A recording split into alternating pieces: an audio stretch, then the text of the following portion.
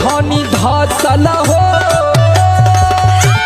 यादव जी के खेते में टटरवा।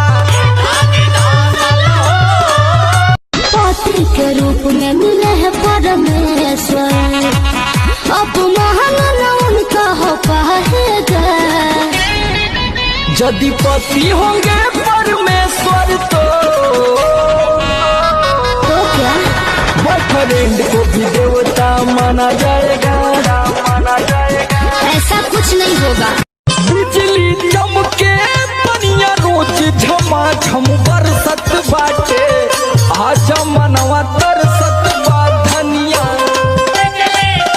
झूलाया मामा के डरिया झूलाई बहो साली धीरे धीरे।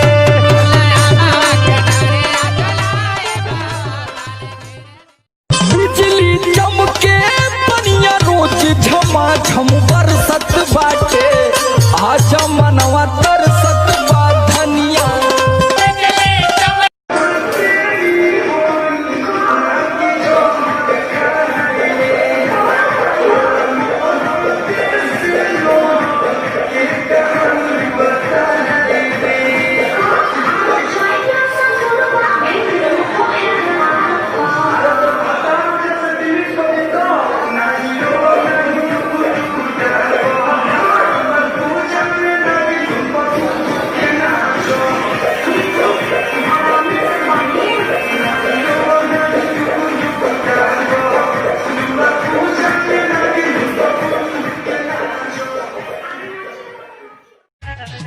खाली का जोहर के गोलिया रे, बड़ा याद आवे ओकर बोलिया रे।